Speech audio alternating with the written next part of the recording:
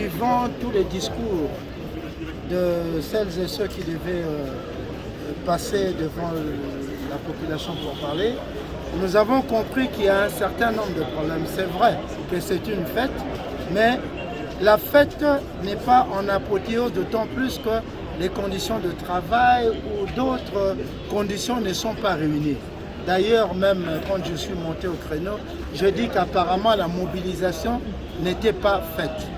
On argue beaucoup de problèmes dans le sens où les salaires ne sont pas payés, mais surtout, on revient surtout sur la guerre qui a détruit tout le tissu économique, la guerre qui a freiné l'évolution des entreprises, la guerre qui a amené pratiquement tous les maux. Alors, à mon tour, en tant qu'autorité politico-administrative, suivant par là l'exemple du chef de l'État et du gouvernement national, je me suis résolu à encourager mon peuple, la population du Nord Kivu, à travailler davantage. Il n'y a rien pour rien.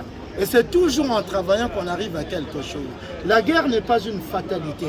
La guerre a commencé au Nord Kivu et dans beaucoup de pays, elle est là, mais les gens ne se sont jamais fatigués. Et j'ai toujours pris l'exemple notamment d'Israël et de la Palestine où ça se bat tous les jours. J'étais encore enfant, j'entendais l'expression « on se bat à l'arme lourde à Beyrouth ». Donc ça ne s'est jamais terminé et peut-être que ça ne se terminera pas d'aujourd'hui. Mais ces gens-là se sont toujours battus et ont toujours été encouragés à se battre.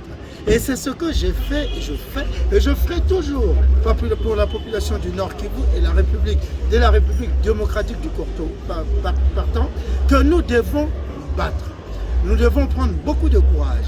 Nous devons accompagner nos gouvernants dans leur vision, dans leur plan de modernisation de la République démocratique du Congo et dans leur plan de refus de la balkanisation de la République démocratique du Congo.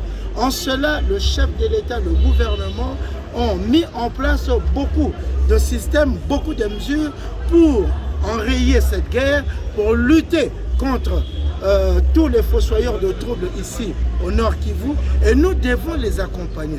Si nous-mêmes, enfants du Nord Kivu, nous ne parvenons pas à les accompagner, alors qui viendra se battre pour nous?